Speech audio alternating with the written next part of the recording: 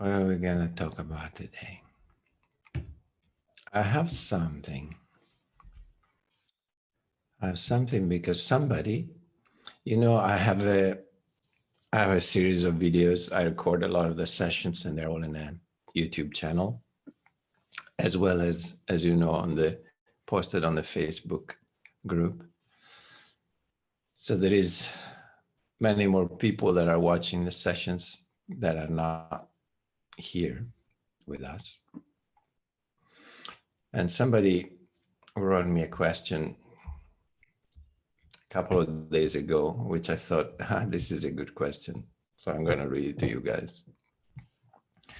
It's from Deborah.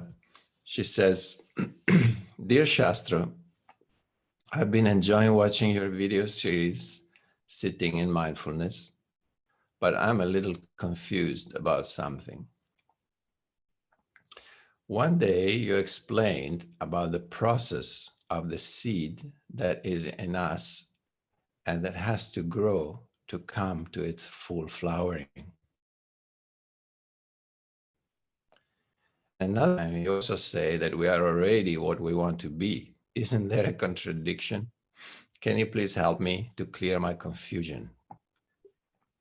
Yes, very good question. Okay.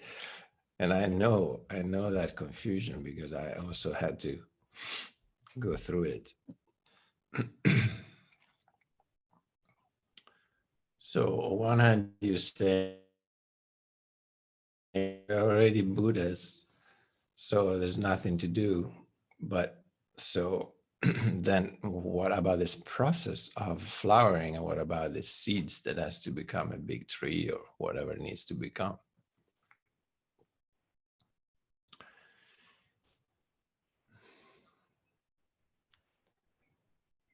So it is true that there is a big pandemic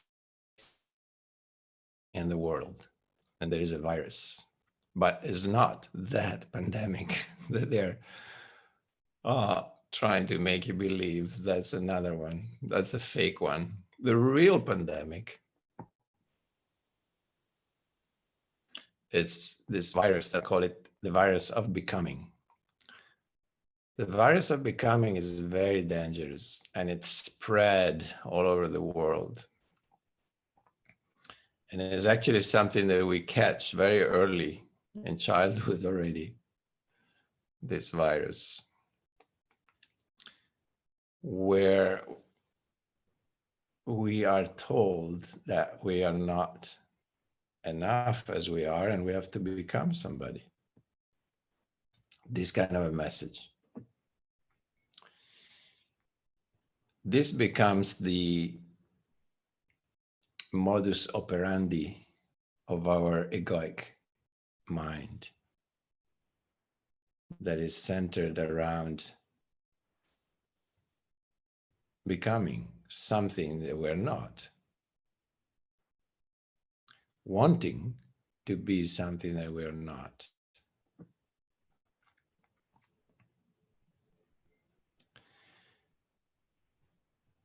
It means we are not happy with what is, right?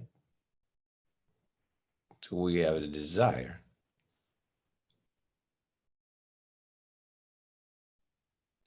We're not happy with what is now, but we have a desire that it might happen. But I want that to happen in the future.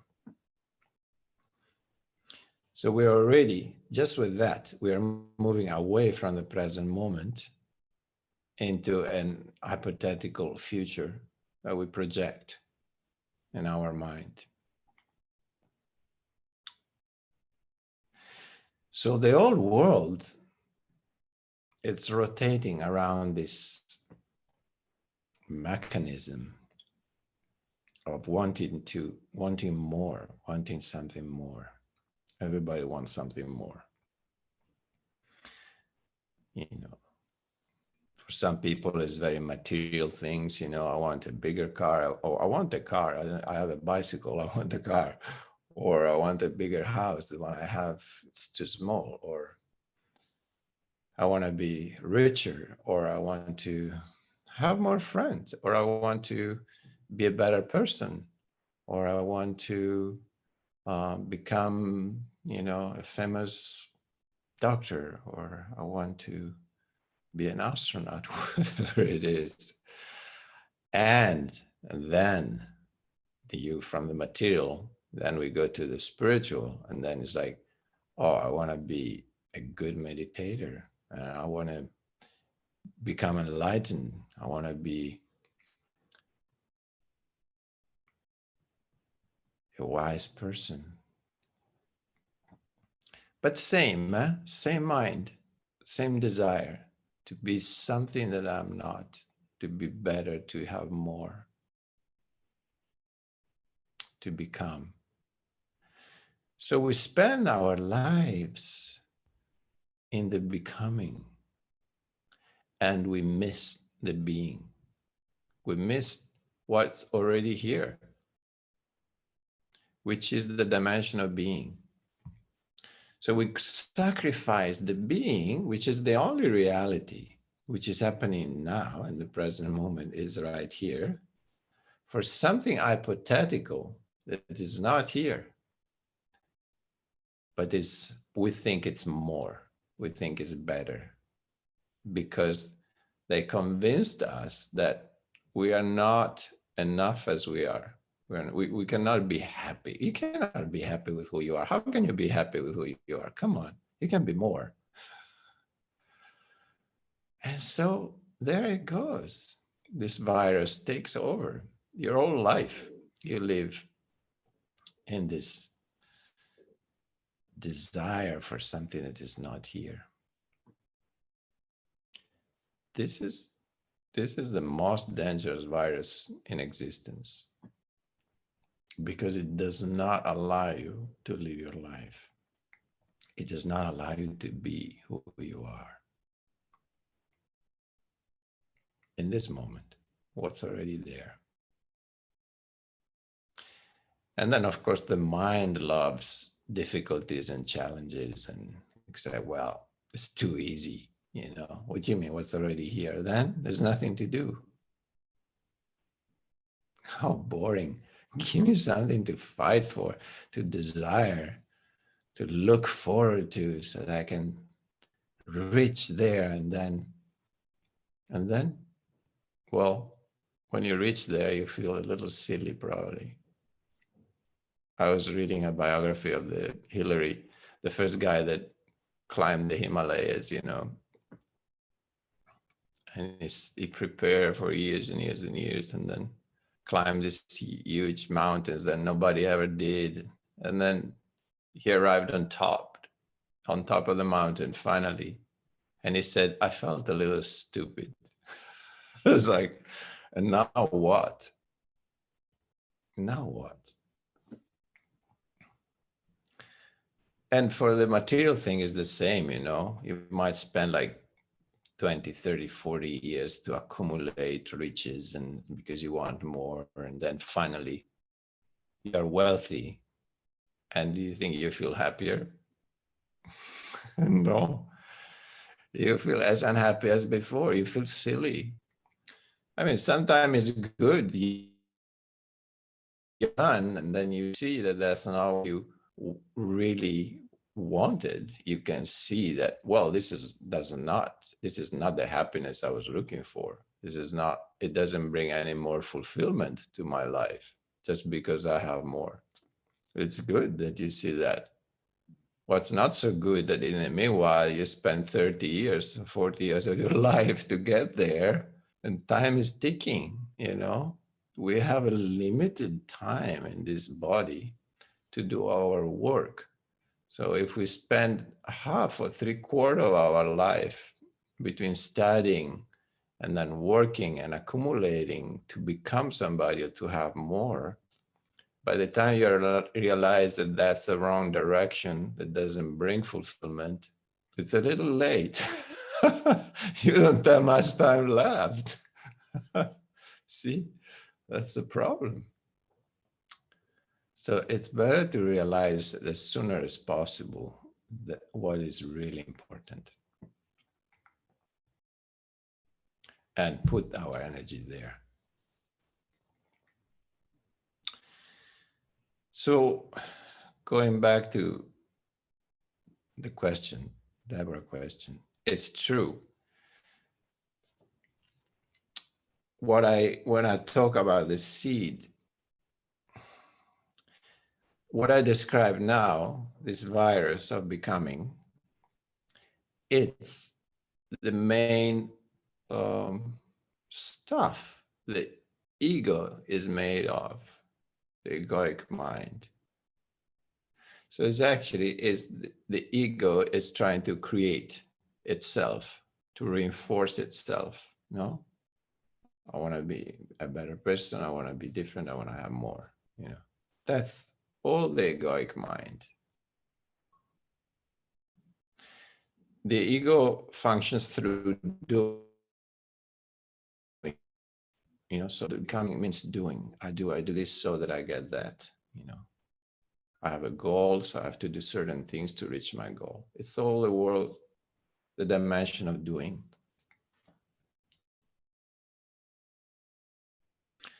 When I say you already are what you want to be, is the dimension of being. The dimension of being is in the present. The dimension of doing is in the future, always, never in the present. I mean, it's always aiming to something, to reach something. So the dimension of doing is the egoic dimension, which is never present. The dimension of being is this present moment. Huge difference. So in the being, you already are. I mean, if you are an expression of the divine, if God, if you want to use this dirty word, if God created you and God is perfection and you are a perfect creation, so how can you improve? Do you think you little man can improve on the making of God? How is it possible? If you're a divine expression, you think you are gonna, with your little mind, are gonna improve on a divine creation? No. But now, what about the seed that has to full flower? So isn't there a process then? That's where the confusion comes. But there is a process of becoming there, isn't it? The seed has to become a full-grown tree and flower. Isn't that a becoming?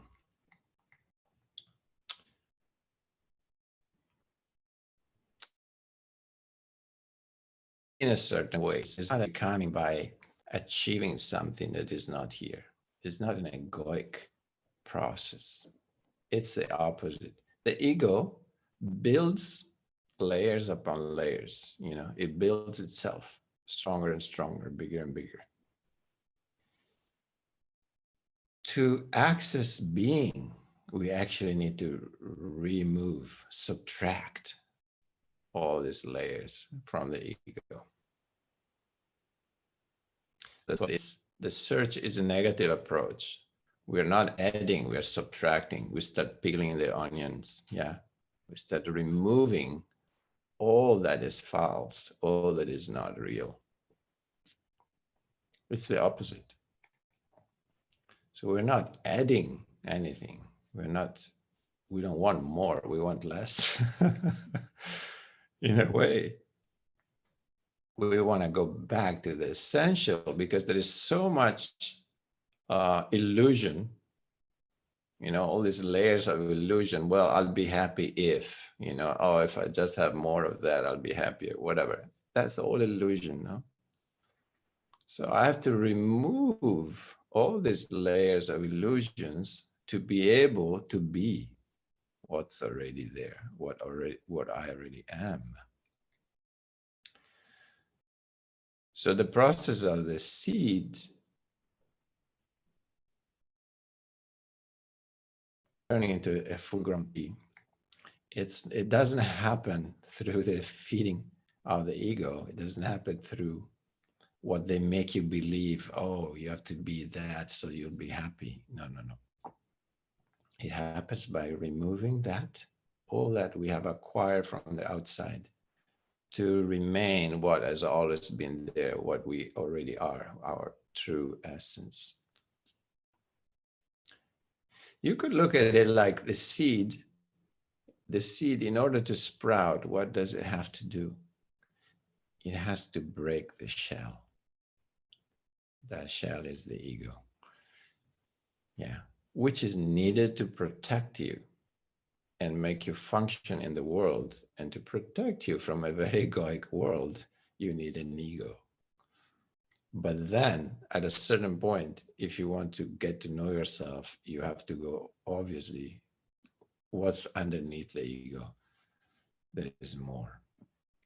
So that shell, which is originally there to protect you, it has to break. It has to dissolve. Otherwise, that growth, that flowering cannot happen. And to break that shell, it's a process of subtracting layer to make it thinner and thinner, so it can break and dissolve easily.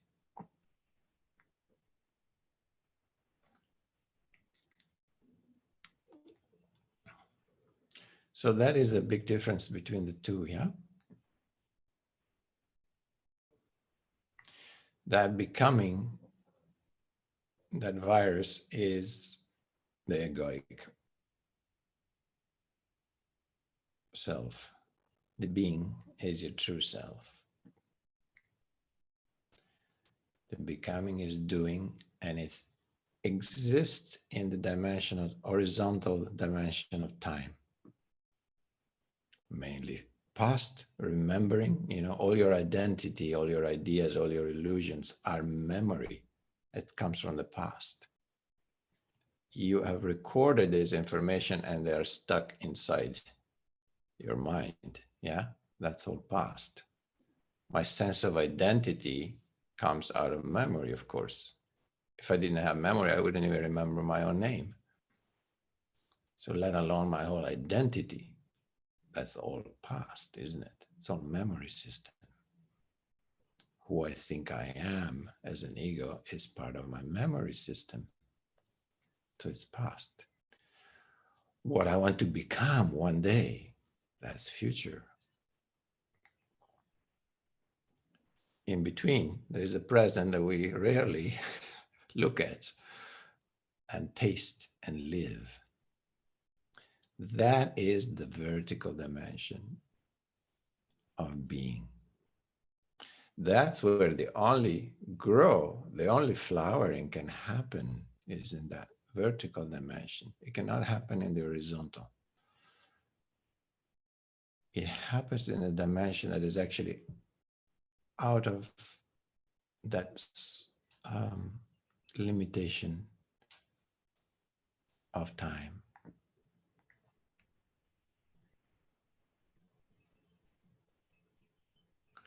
When past and future are not important anymore, they just slowly dissolve, and the present becomes more and more present, more and more here. You start living in that more and more. That's where the flowering starts happening.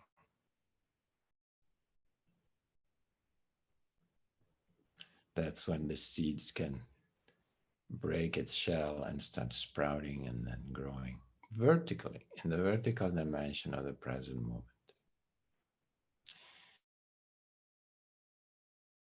The energy that you put in the future, it has a function in the world, you might need it to survive and do the things you need to do. But we're talking about an inner search, and it doesn't do anything for that. The inner search can only happen within, the inner work happens within the vertical dimension. So the horizontal dimension, of course, it exists. It's part of the world we live in. So some little kids say, well, I really want to be an architect one day, and I'm going to study hard to become an architect. That's okay. It's fine, yourself, put all your energy in it. Nothing wrong with that. But teach also that child that he is more than than an architect.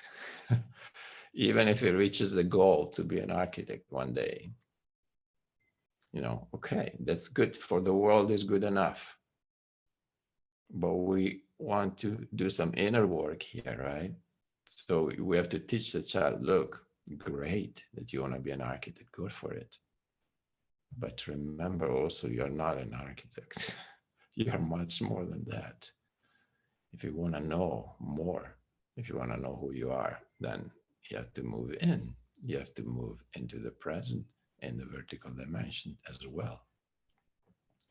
So the horizontal dimension, it's okay. It works for the world. It's needed. But that's not all. That's definitely not enough. Most people spend their whole life just there on that dimension. And then they arrive to the moment of death. And I've seen my mother, for example, so afraid, they're terrified. My mother was in a clinic, and at the last days, she was like, she didn't want she didn't want to sleep because she said, I'm afraid that I fall asleep, I'll never wake up. She knew death was coming. And one day I was with her. I went early in the morning, so there was nobody around, no nurses, nobody, no visitors, just me and her. And I said, Mom, how do you feel? And she said, I'm so scared. I'm so afraid. I said, what are you afraid of? And she said, of everything. And I could feel, because she was a typical sweet person, but she never really lived her life. She was the typical frustrated housewife. She never did to what she wanted to do. She got married, she had a family when she was very young, and she never had a chance to really flower in herself. She didn't live her life. I knew that. And so the last moment, don't live your life. If you live only the horizontal line, you're bound to be terrified at the moment of death, because, you know why? Because you still haven't lived life, and you have to go with it. That's scary. So my master Osho used to say, burn the candle from both ends. Live with full intensity. Live life, intensely, as intense as you can. Everything. Burn it from both ends. So at the end, there's nothing left. You burn it from both ends. Oh, it's like that image. And then when death comes, so ready to let go and to go into it in full consciousness. There's no fear whatsoever. Because what fear does go unconscious, then you cannot pass in the other dimension in consciousness. You're so terrified that you pass out.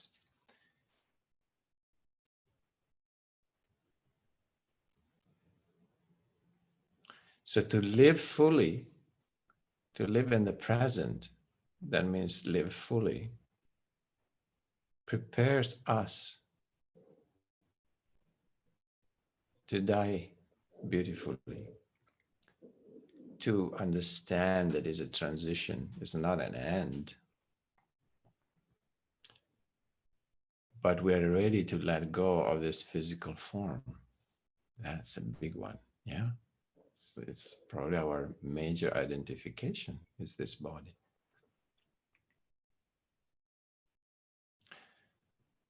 So we want to make sure that when you reach that point, you live your life really as totally as possible. then Osho used to say death becomes an orgasmic experience. It's not something to be afraid of. It's something to look forward to. Apparently, I don't know yet, and I don't remember my previous one, but that's what they say, the masters and the mystics. Yeah. And all of them actually had to go through that process. The way and they also say, die before you die. Then you really live. If you want to be alive, if you want to really be alive, die before you die, which means let your ego die before your physical body dies. That's what it means. Let go of what you are not. Go back to what is real, to your true self, while you are still alive in your body. Die before that.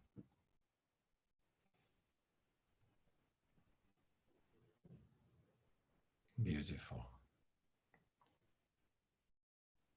And some of these guys, like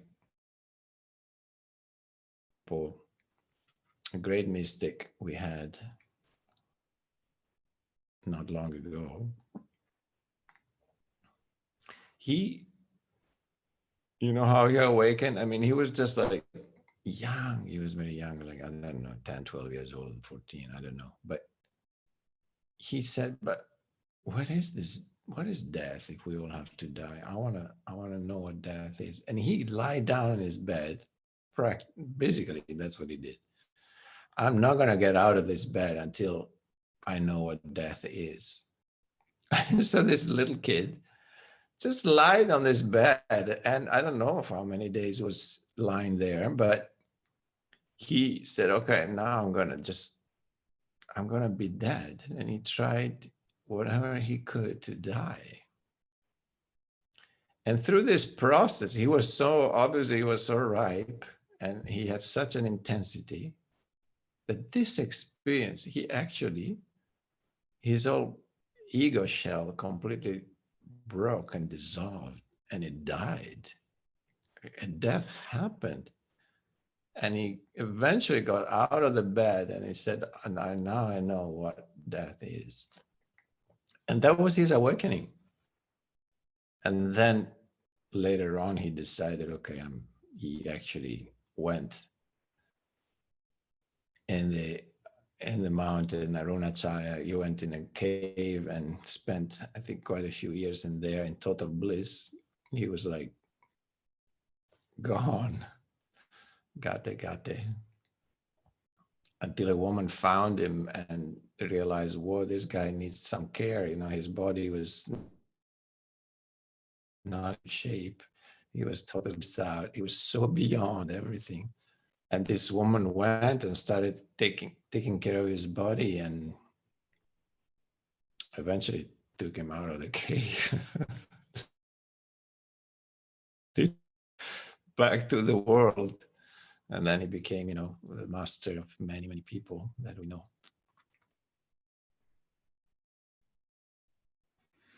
Osho also had an interesting experience where now I'm going and talking stories again. It's okay. An astrologer told him, because in India, when you're a child, they make a chart and they bring you to the astrologer when a child is born. And an astrologer told him, well, when he will be 14, he might die. This child might die. And if he doesn't die at 21, he might die again. And if he doesn't die, he might become a Buddha. And his father had no idea what a Buddha was, but he said, well, it sounds like something big and beautiful. So he was kind of proud. Well, must be something good. So his father was proud. But the little child, then they told him the chart. Of course, he knew at 14 that he might have died. And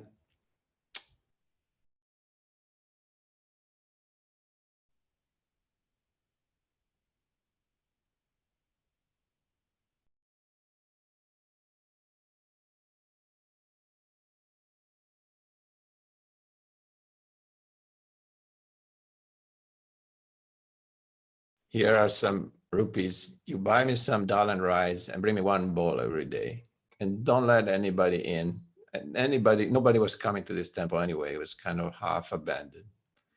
I said, I just want to be here for a week by myself. Is that okay? And the Baba said, yeah, no problem. Nobody's coming anyway. I'll bring you some food.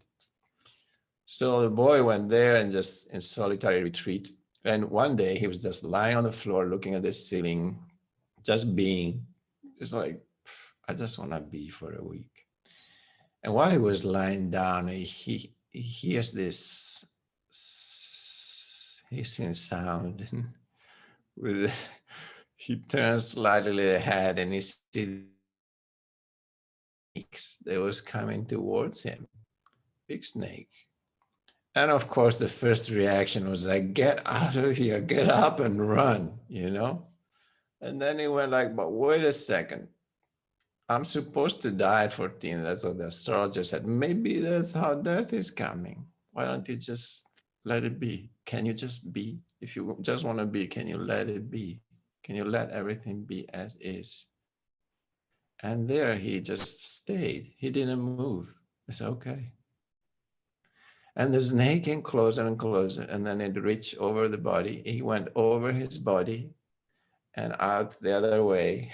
He crossed literally over his body and walked, and he went out the room the other way. And Osho said, in that moment of acceptance of death, all fear of death completely dissolved forever. Not only fear of death, but every fear, he said. That's why he said, if you really look deep, every fear is rooted in the fear of death. And if you transcend that, if you let go of that, if you're able to accept that, and the fear of death dissolved for whatever reason, you have no fear anymore whatsoever. So he spent another 7 years doing the craziest thing. Like he would jump from really high bridges where people,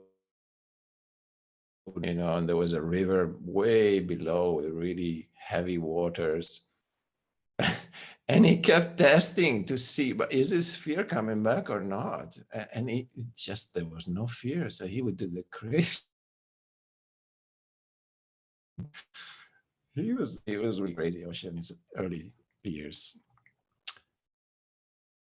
And then at 21, another death happened, but it was his enlightenment. So his identity finally released, and his full flowering happened at 21, which is when the astrologer said either he dies or he becomes a Buddha. It actually happened. So Jyotish astrology, which is the astrology they use in India, it can be quite precise in many things. It's quite amazing. So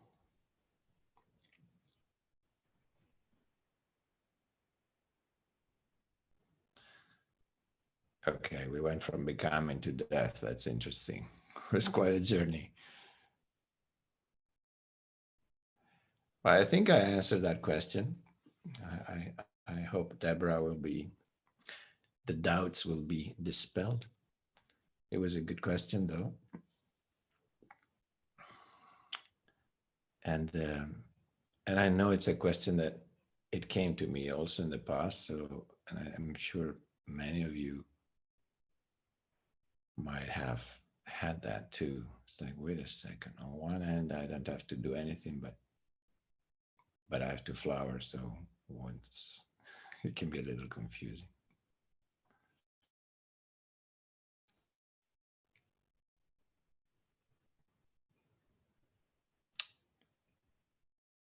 All right, so we let that sit. We let all that sink in. And we sit together a little bit. So find a comfortable position.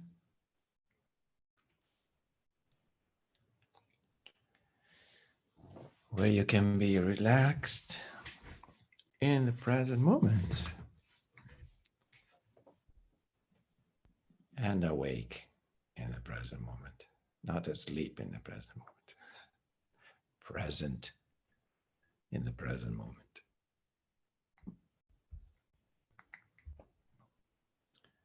So when you're ready, you can close your eyes and see if you can sit with your back straight, because that will help you to stay awake. If you need to lean on something, it's okay, but maybe put some pillows on the lower back so your back is straight and upright, and that will help you to stay present and awake.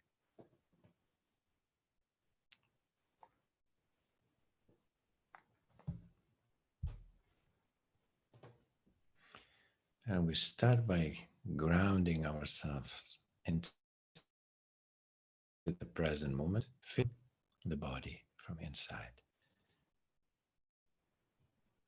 Noticing if there is some parts of the body that can be a little more relaxed, we just let them relax.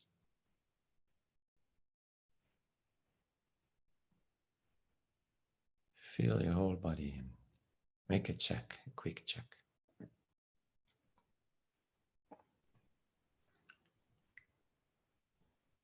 And bring your attention. You feel there's some holding. And through your attention, see if you can release that holding a little bit more.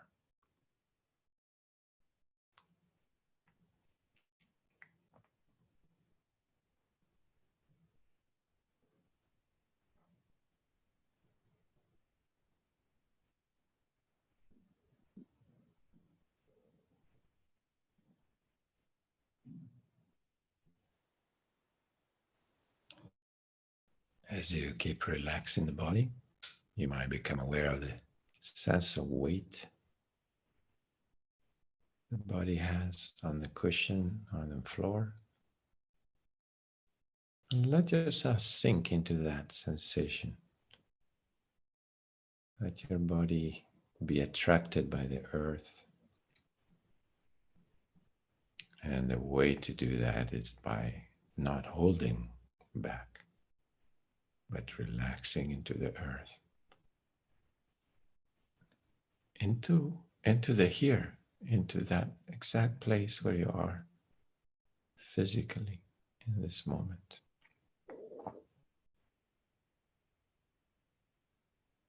That cushion, in that chair, in that spot where you are. Root yourself there.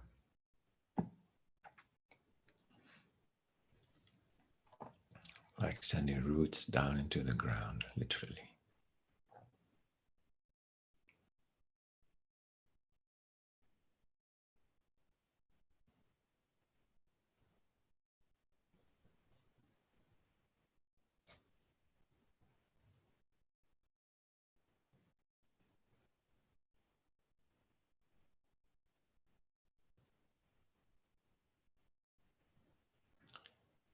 Feeling a little more heavy, more like a sitting mountain.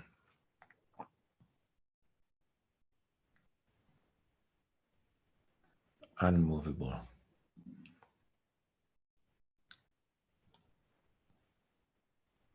You can't move a mountain. It's so grounded, you can't move it. It's part of the earth.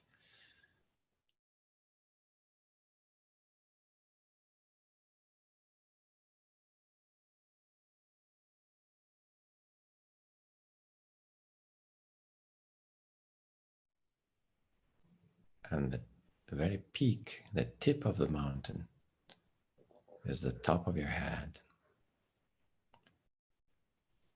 which is connected to the sky. Top of the mountain is in the sky, maybe even in the clouds.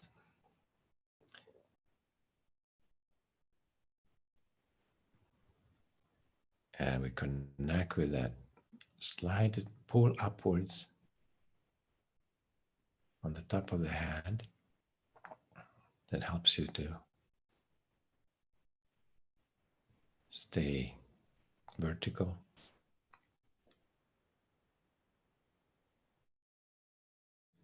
In a very subtle way, pulling upwards from the top of the head, as if you're suspended by a thread that comes down from the sky.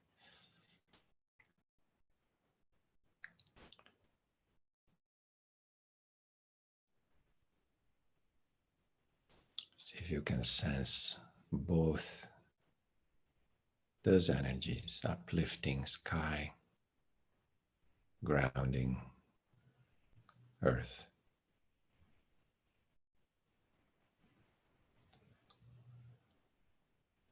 Top of the head very light, bottom very heavy, very grounded.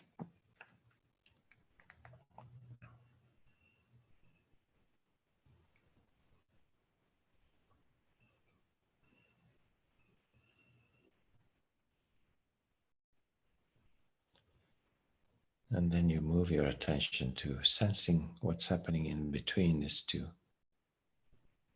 the space between earth and sky.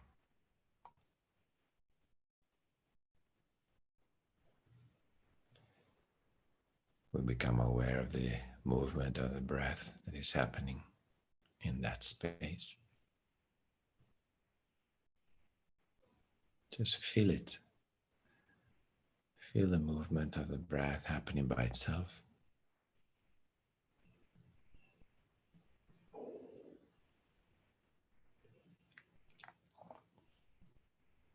Enjoying that natural rhythm. Feeling the air coming in, bringing new energy, fresh energy to the body. Rejuvenating.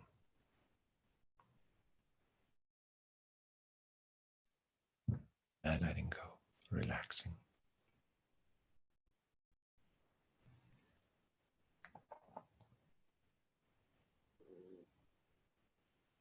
Noticing if my belly is moving when I breathe in, if my diaphragm is relaxed, and my belly is gently moving as well.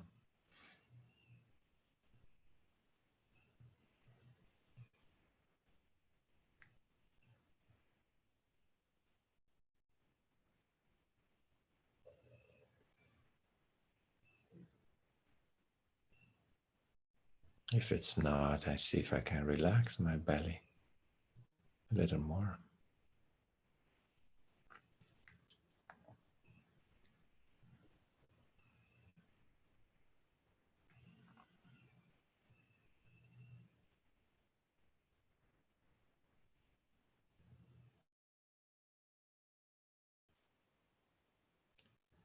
And I can sense the energy coming in through the air, the prana, reaching all the way down into the belly with every in-breath, nourishing my hara center below the navel in my belly.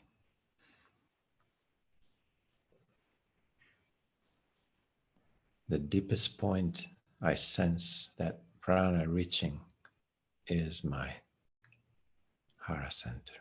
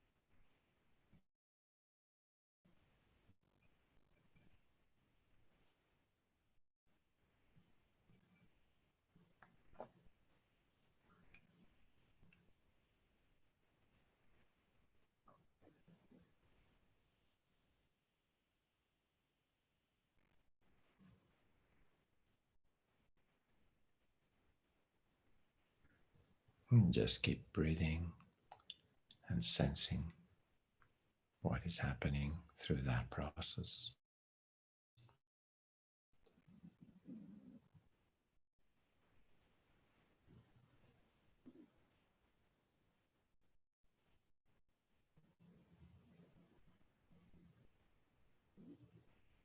Sensing the body, sensing the breath, feeling the Hara center, feeling the belly, all happening at the same time in this moment.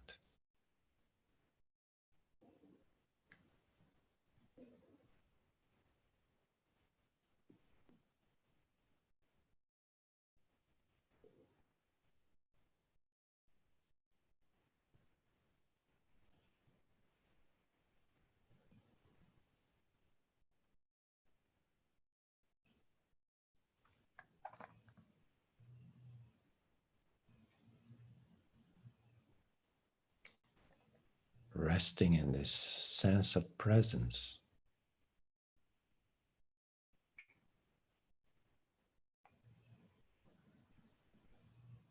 allows me also to observe anything else arising within this inner space.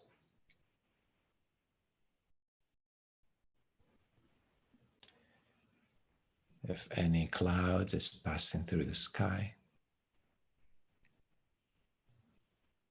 any thought, cloud-formed thoughts, then I'll just observe them from a little distance without getting too involved with it. I'll let them arise, pass, and go again, disappear, dissolve,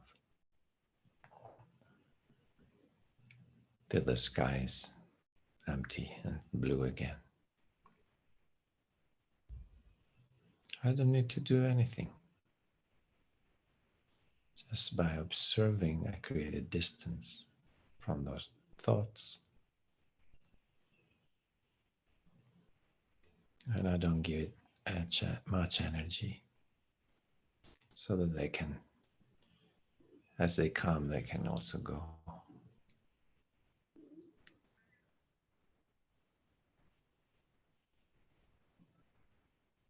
Becoming aware that the sky is always there. The sky does not go anywhere. It's just the clouds come and go. The sky remains, which is my awareness, my consciousness, my presence.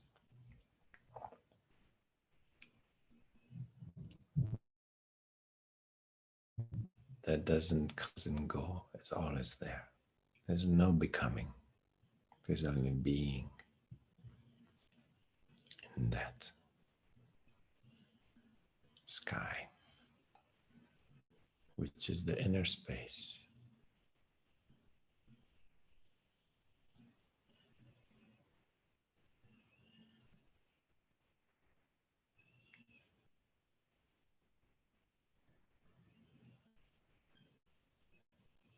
All experiences, all objects appear and exist within this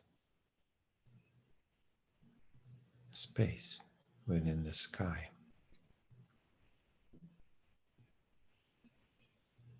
Events that happen and then they disappear.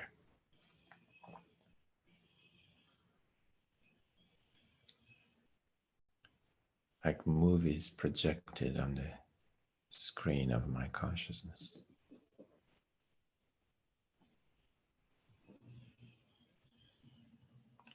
But they come and go. They're not real. They're not essential.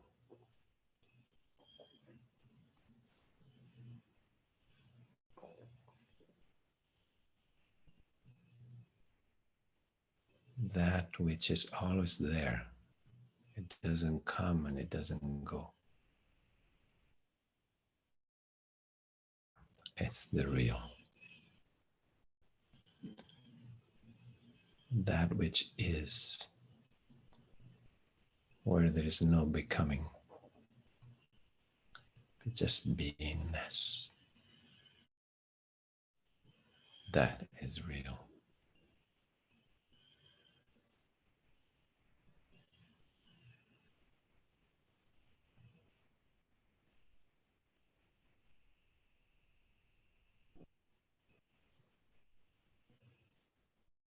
Rest in that space.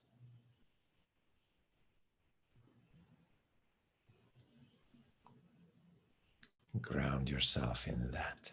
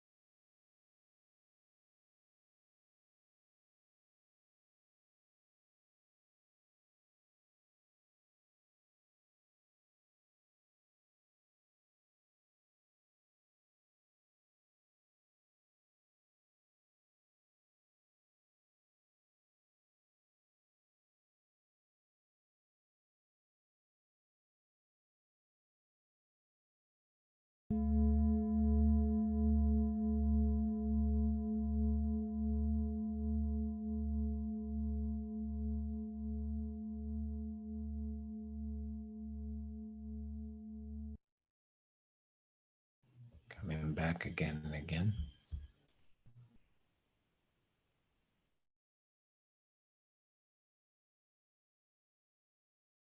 A sense of presence.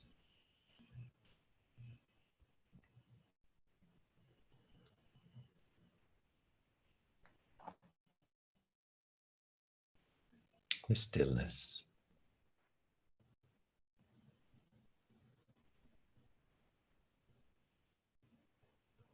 Resting in that.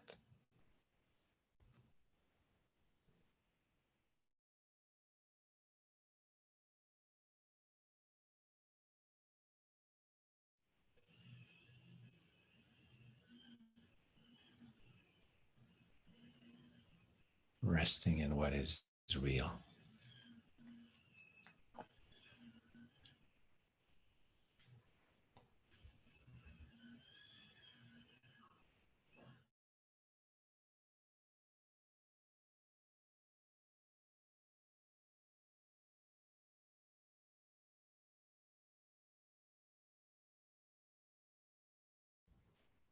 And observing anything else that arises.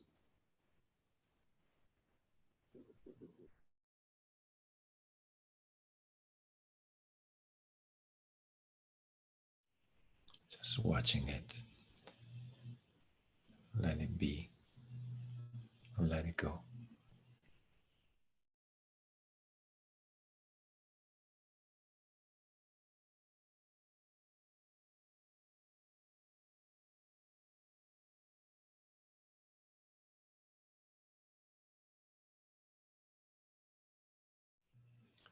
They're like passing dreams.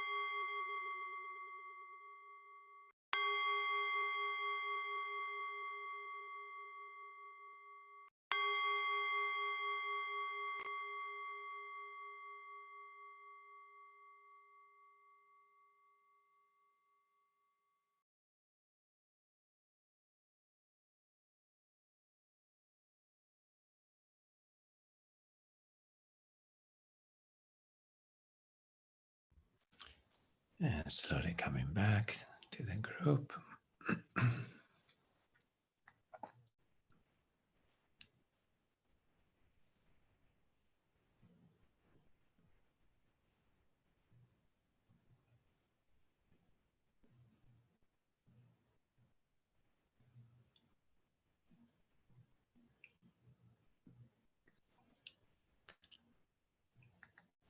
Very nice. Good sitting.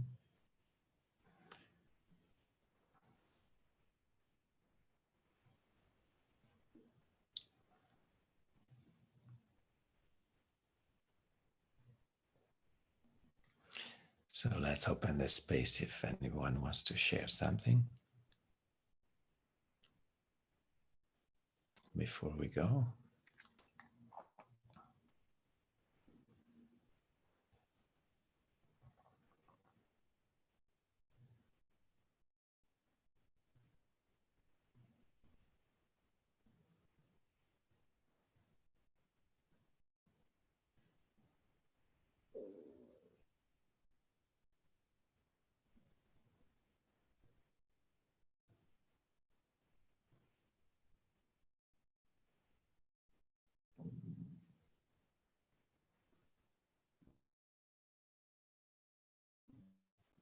Efa. Yes. Can you? Okay. Oh yeah.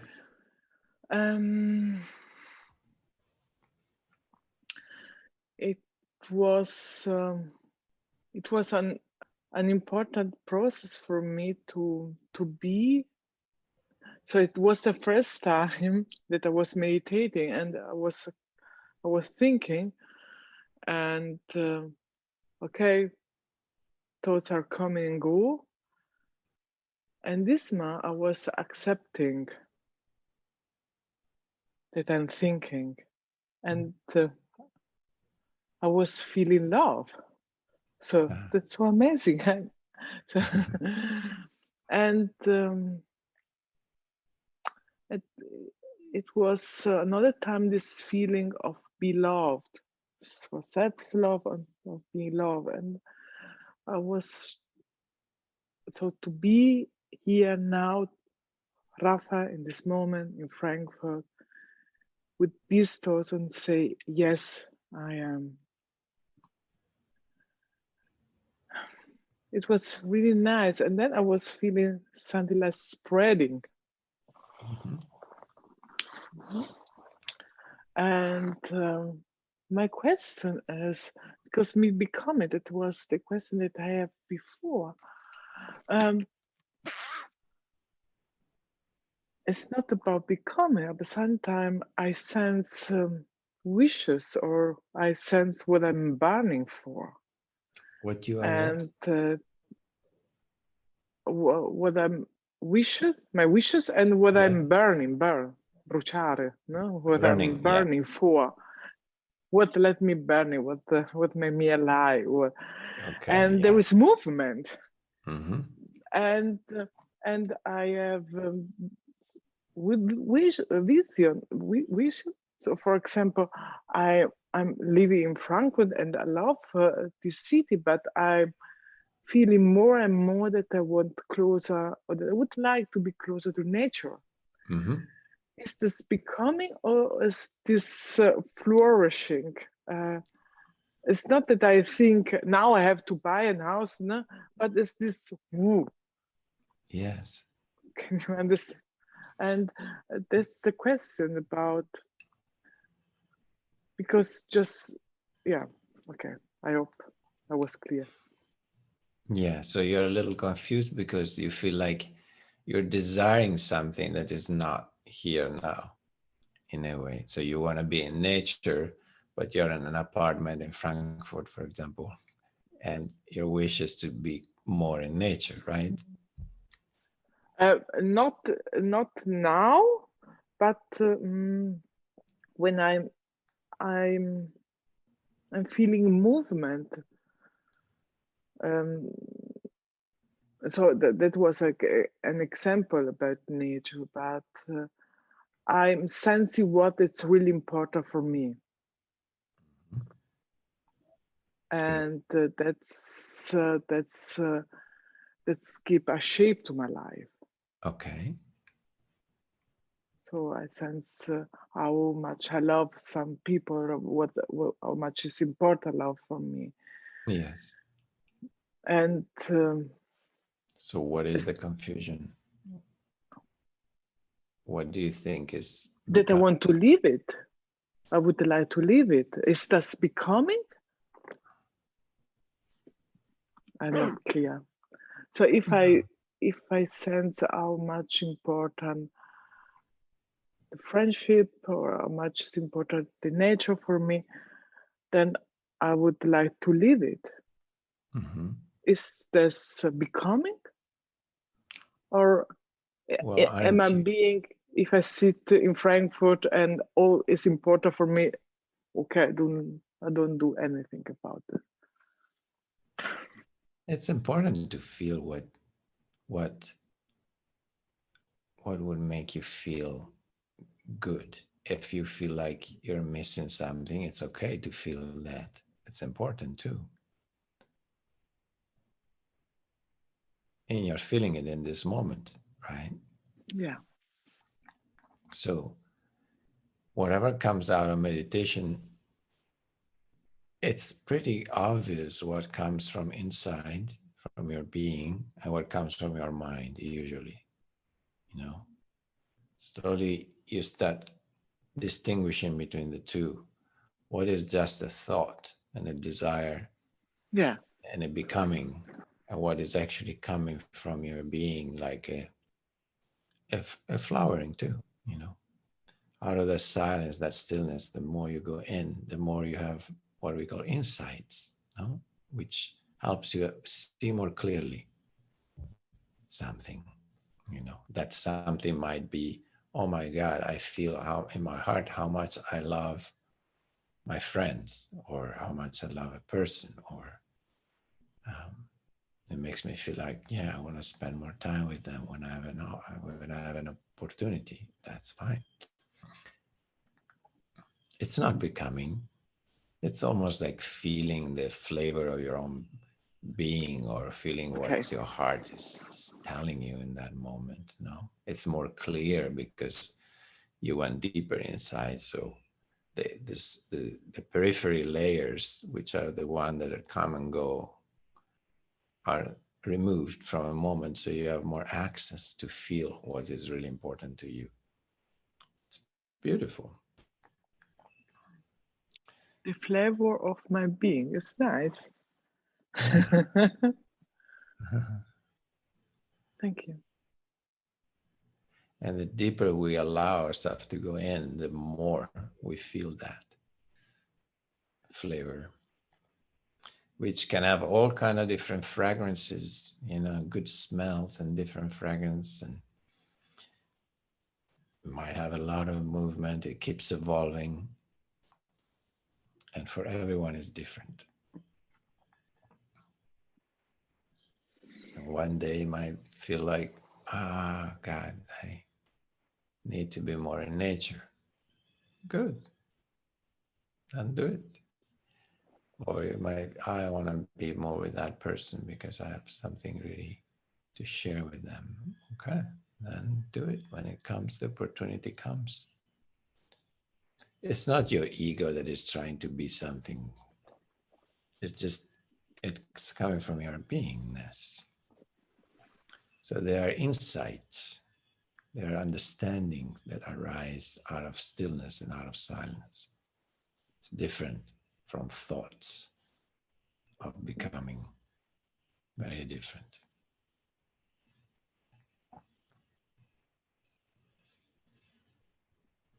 Good. Thank you for the question. Yeah, Mickey. Good morning, everyone. Good morning. I want to say something related to what Raphael said. I interpret that as these messages or longings. I don't call them desires. I think it's our soul communicating to us through a thought and through energy. So because basically it's an energy that you are feeling, and at the same time, I think I'm in the same position at this moment. I'm being guided somewhere, but I don't know where. And I know I also have this feeling of a longing and energy moving, and I know things are going to move, but I don't know when and how. But I know I'm being guided somewhere else as to where I'm now. Maybe physically as well as energetically doing something else, because I think it's also our no, yeah, I suppose our dharma is always moving.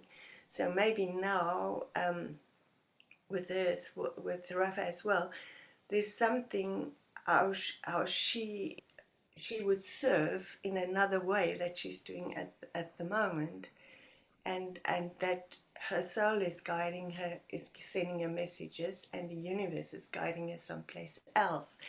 And the beauty of that is you don't have to name it, you don't have to do anything, but you will at one point realize, wow, I was there and now I'm here. And I'm not talking just physically, but yeah, in a much, in a sense, much greater than ourselves. I don't know if I expressed myself clearly. I understood. Yeah, Yes. I experienced it several times in my life, and every time it just works out with just following how it's evolving and how it's happening. Yeah. Yeah. It's almost like an intuition Yes, sometime of what is going to happen.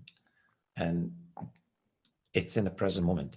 That intuition comes out of the present moment. exactly, And and that's the thing.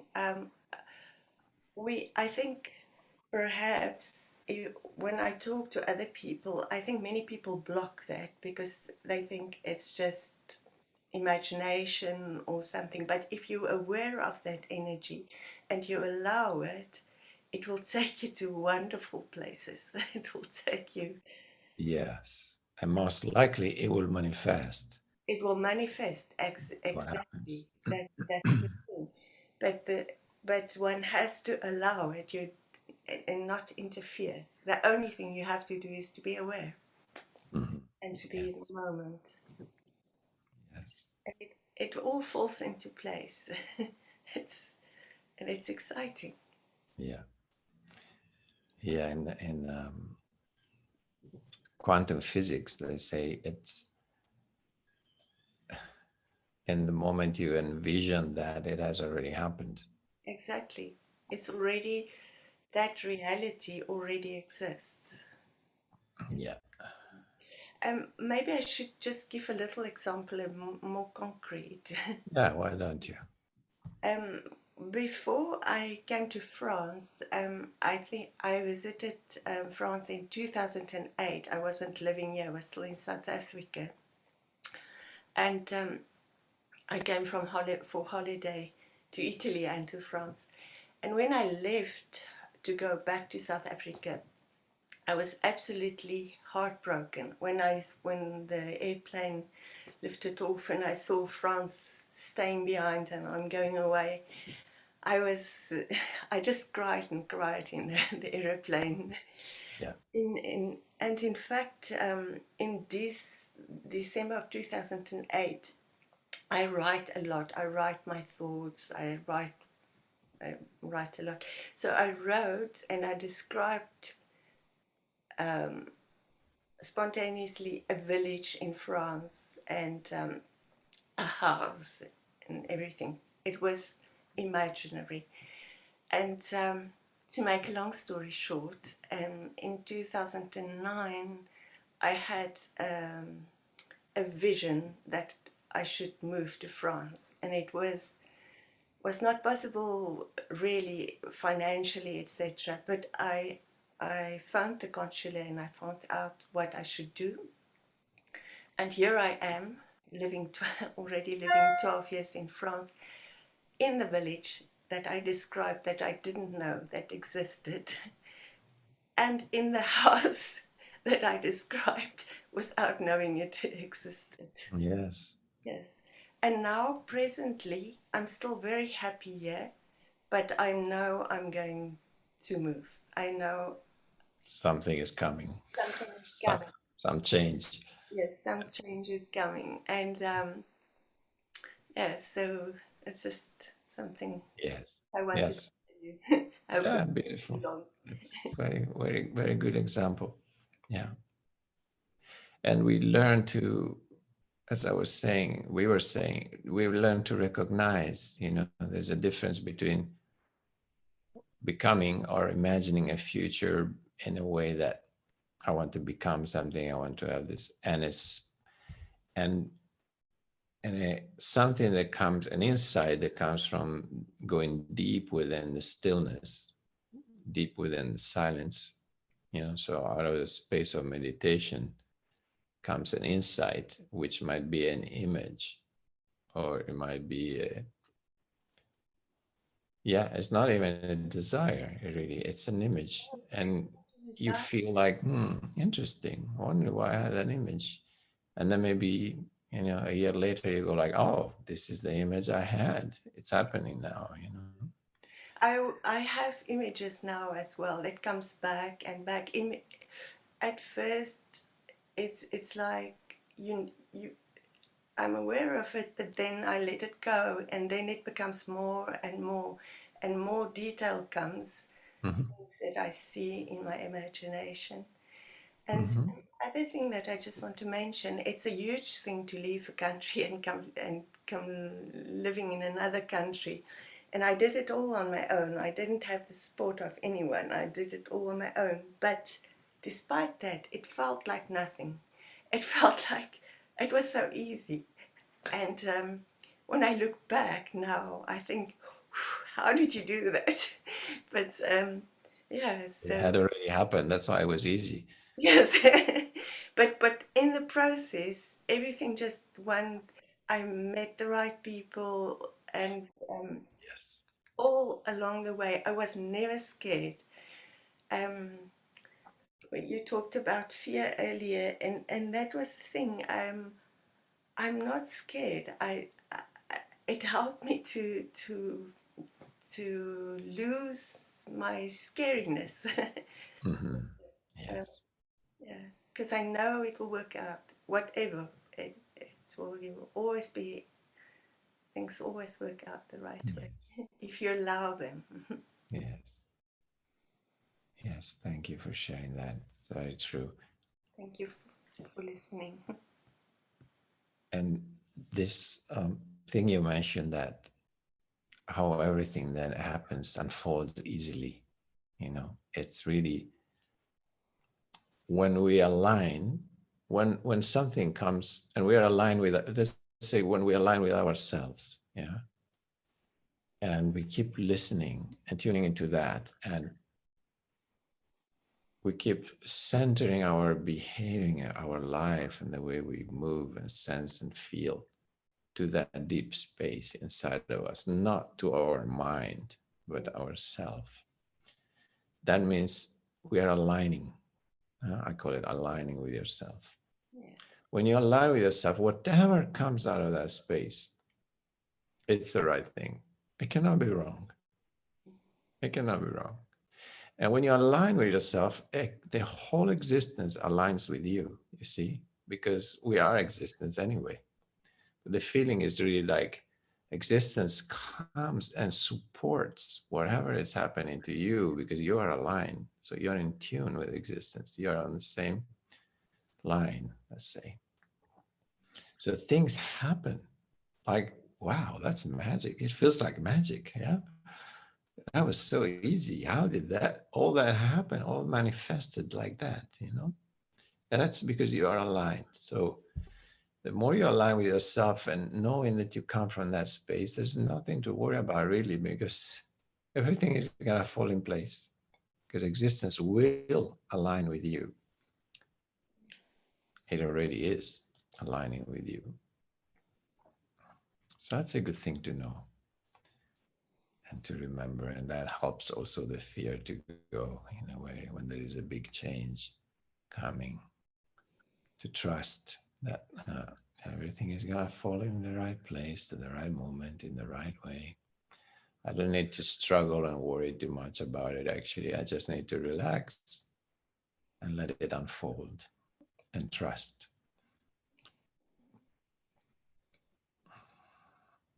And magic happens just like that.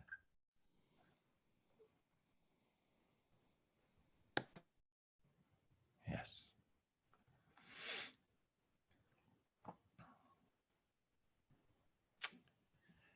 Okay.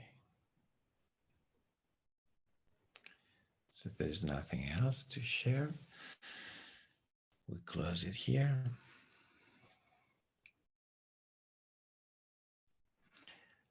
I see everybody has a nice smile on their face. I'd like to leave you with a smile.